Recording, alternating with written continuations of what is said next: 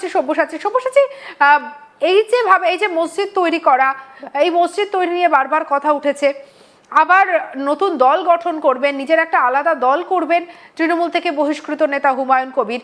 সাধারণ মানুষ কোন দিকে যাচ্ছে, বা যে সমস্ত মুসলিমরা আজকে এসেছেন তারা কি বলছেন? তারা কি মমতা বন্দ্যোপাধ্যায়ের দিকে যাবেন, নাকি তারা হুমায়ুন কবিরে ভরসা রাখছেন, তার নতুন দলে ভরসা রাখছেন? যদি একটু কথা বলা যায়। দেখো, যেটা হুমায়ুন কবিরকে এই প্রশ্ন করা হলে যে আপনি বা অনেকেই বিরোধীরা যখন রাজনৈতিক দ্বন্দ্ব পাচ্ছেন, বিরোধীরা যখন একাধিকবার অভিযোগ করেছেন যে এইটাকে নিয়ে রাজনীতি করা হচ্ছে, তখন কিন্তু হুমায়ুন কবির সরাসরি জানিয়েছেন যে তিনি এটাকে নিয়ে কোনোভাবে রাজনীতি করছেন না। তিনি মুসলিম মানুষজনের কথা চিন্তা ভাবনা করেই যেমন মসজিদ করছেন, তেমনি তিনি 22 তারিখ যে দল ঘোষণা করবেন, নিজস্ব একটি দল ঘোষণা করবেন, সেই দলের কথাও কিন্তু তিনি ডাইরেক্টলি বলেছেন। এবং সেই বিষয়ে যে দল ঘোষণা করবে, কত মানুষজনের ভিড় হবে, সেই বিষয়ে কিন্তু আমরা কথা বলবো। এখানে এক দাদা আছে, দাদা একটু কথা বলবেন। যে হুমায়ুন কবির বলেছেন 22 তারিখ তার নিজস্ব একটি দল গঠন করবেন 22 তারিখ। তো কি মনে হচ্ছে, তৃণমূল কংগ্রেসের দিকে থাকবে না হুমায়ুন কবিরের পাশে থাকবে সাধারণ মানুষ, কি বলবেন? আমরা জানি না, অনেক জায়গায় এখানে কোন রাজনৈতিক ব্যাপার, যে হুমায়ুন কবির তো একজন রাজনৈতিক ব্যক্তিত্ব, তিনি তো বলেছেন 22 তারিখ দল গঠন করবেন। তো সেক্ষেত্রে কি হুমায়ুন কবিরের পাশে আপনারা থাকবেন?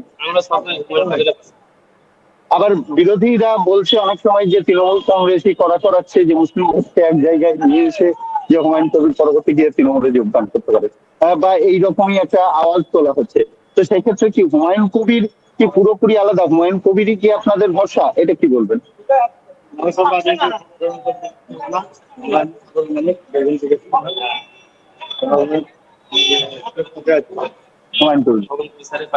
দেখো, রাজনীতির কথা কিন্তু কেউ বলতে চাইছে না, তবে বিরোধী রাজনৈতিক দলগুলি যেগুলি বলছে, যেমন হুমায়ুন কবির নিজেও কিন্তু একটু হুঁশিয়ারি বার্তা দিয়েছেন যে 135টি সিটে, পশ্চিমবঙ্গের 135টি সিটে তিনি লড়বেন।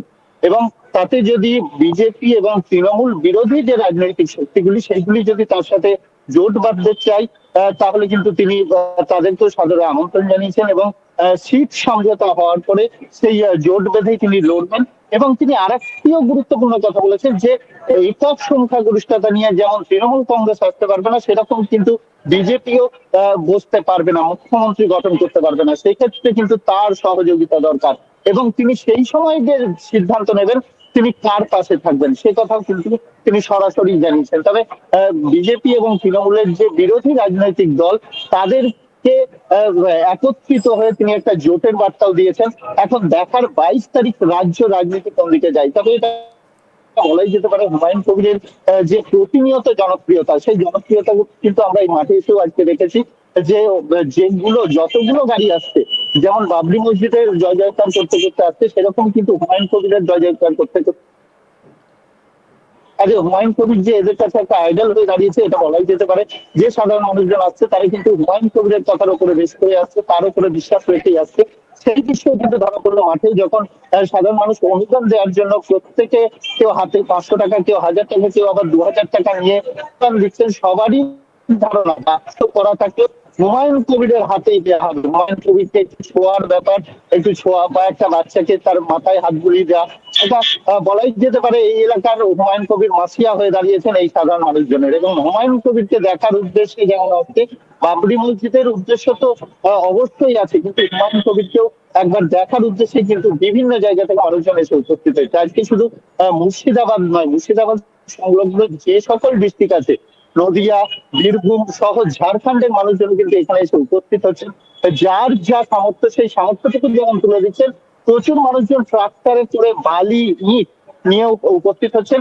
এবং কেউ কেউ পার্শ্ববর্তী একটি ইটভাটা আছে, সেখান থেকেও কয়েকটি ইট নিয়ে এসে দিয়ে যাচ্ছেন। তাদের উদ্দেশ্য একটাই, যে যেদিনই বাবরি মসজিদ স্থাপিত হোক এখানে, তাদের দেওয়া একটা ইট যেন সেই মসজিদের গায়ে লেগে থাকে, সেই উদ্দেশ্য নিয়ে তারা এই ইটগুলি নিয়ে আসছে। এবং প্রত্যেকটা মুহূর্তে আমরা সকাল থেকে লক্ষ্য করছি, মানুষজন তাদের ধর্মীয় ভাবাবেগকে সামনে রেখে বাবরি মসজিদের উদ্দেশ্যে আসছেন। আমরা আগেও দেখেছি যে অনেকে বলেছেন যে তারা হুমায়ুন কবিরের দলের জন্য আসছেন না, তারা বাবরি মসজিদ, এই মসজিদ নির্মাণকে তারা সামনে রেখে আসছেন। কিন্তু যেভাবে রাজনৈতিক কচকচানি ঢুকছে, হুমায়ুন কবির তিনি একজন রাজনৈতিক ব্যক্তিত্ব, তিনি দল গঠনকে সামনে রেখেছেন, ভোটকে তিনি সামনে রেখেছেন, তাহলে সেই জায়গায় গিয়ে এই মন্দির নির্মাণের মধ্যে সেই রাজনীতি তো ঢুকেই গেল, তাহলে সেটা কি তাদের ধর্মীয় ভাবাবেগকে আঘাত করতে পারে, এমনকি তারা কোনো আশঙ্কা করছে? দেখো, এই রকমের কোনো কথা যে ধর্মীয় ভাবাবেগে আঘাত করতে পারে কিনা, কারণ হচ্ছে হুমায়ুন কবির দীর্ঘদিন থেকে রাজনীতি করেন, কাজে তিনি একজন রাজনীতি, সেটা কিন্তু সবাই জানেন, না জানা নয়। কিন্তু যে ইস্যুতে হুমায়ুন কবির এই বাবরি মসজিদের ভিত্তিপ্রস্তর স্থাপন করেছেন, কারণ বিগত দিনে আমরা দেখেছিলাম তৃণমূলের একাধিক নেতৃত্বের বিরুদ্ধে কিন্তু একাধিকবার সরব হয়েছিলেন হুমায়ুন কবির, তখনও কিন্তু বিস্ফোরক বেশ কিছু মন্তব্য করেছিলেন। সেইখান থেকে কিন্তু আস্তে আস্তে এই ভিত্তিপ্রস্তর স্থাপন, তবে বাবরি মসজিদের ভিত্তিপ্রস্তর স্থাপনের বিষয়ে হুমায়ুন কবির যে কথা বলেছেন, তিনি 1 বছর আগেই কিন্তু এটা ডিক্লেয়ার করেছিলেন। এবং ধর্মপ্রাণ যে মুসলিম মানুষজন, দেখো একটা তো কথা বলাই যেতে পারে যে তিনি যখন রাজনৈতিক ব্যক্তিত্ব, তার যে ছাপটা তিনি ছেড়ে গেলেন, এবং সে তাকে কিন্তু হাতিয়ার করে কিন্তু সামনের দিনে তিনি যতই বলুক যে তিনি ধর্মের মতো ধর্মের জায়গা আলাদা, পলিটিক্স আলাদা জায়গায়, কিন্তু এটা ভুললে চলবে না, তিনি একজন রাজনৈতিক ব্যক্তিত্ব। তিনি কিন্তু 22শে ডিসেম্বর দল গঠন করতে চলেছেন, একটি আলাদা দল গঠন করতে চলেছেন, এবং সামনে 26শে নির্বাচন। কাজে বিরোধীদের পক্ষ থেকে এই সমালোচনাও করা হচ্ছে যে তাহলে বিগত দিনে কেন করলেন না, কেন নির্বাচনের আগেই তিনি করলেন। কাজে রাজনৈতিক অভিসন্ধির কথা কিন্তু বিরোধীরা অবশ্যই প্রত্যেকটা মুহূর্তেই তুলছেন। কাজে এখন দেখার যে কতটা মানুষ এই হুমায়ুন কবিরের সাথে, কতটা মানুষ থাকছে বাবরি মসজিদ ইস্যুতে, আর কতটা থাকছে রাজনৈতিক ইস্যুতে, সেটা কিন্তু সামনের দিনে পরিষ্কার হবে 22 তারিখ তার দল গঠনের পরে, এটা বলাই যেতে পারে। একেবারে সব্যসাচী, অবশ্যই তুমি আমাদের সঙ্গে থাকো। তবে ওই যে বলছিলাম যে এই দল গঠন, বাবরি মসজিদ নির্মাণ, বাবরির নামকরণ, এই একাধিক বিষয় নিয়ে বর্তমানে কিন্তু মুসলিমদের মধ্যেও একাধিক মত পার্থক্য রয়েছে। আমরা কথা বলেছিলাম তহা সিদ্দিকীর সঙ্গে, সে এক্সক্লুসিভ বক্তব্যে ঠিক কি বলেছিলেন, চলুন আমরা একটুখানি শুনে নিই। মুখ্যমন্ত্রী মুসলিমদের একটা থ্রেট দিলেন, থ্রেট, অনুরোধ নাই, থ্রেট দিলেন। কি থ্রেট দিলেন? আপনারা ওয়াকফ সম্পত্তি দিয়ে আপনারা মিটিং করবেন না, আপনারা গুলোগুলি করবেন না, যদি করেন আমার চেয়ে খারাপ কেউ হবে না। এই কথাটা আমাদের খুব আঘাত লেগেছে, জানেন, খুব আঘাত লেগেছে। উনি যে সময় মুখ্যমন্ত্রী যেই সময় মুর্শিদাবাদের ঘটনাটি ঘটলো, এবং আমরা দেখলাম এই ওয়াকফকে কেন্দ্র করে কিছু কিছু জায়গায় খুব মানে সহিংস আন্দোলন হলো, তারপরে মুখ্যমন্ত্রী এই রিকোয়েস্ট করলেন এবং বারবার করে বললেন যে কেউ যেন হিংসায় লিপ্ত না হয়, আন্দোলন যেন হিংসার পথে চলে না যায়। সুতরাং তিনি মুখ্যমন্ত্রীর চেয়ারে বসে তো এই কথাটা বলবেন, এটা তো খুব ন্যাচারাল। তা এটাকে আপনারা বিরোধ করছেন কেন? উনি তো এই কথা বলেননি, উনি তো এই কথা বললে তো ঠিক আছে, যে যে ঘটনাগুলো ঘটেছে তার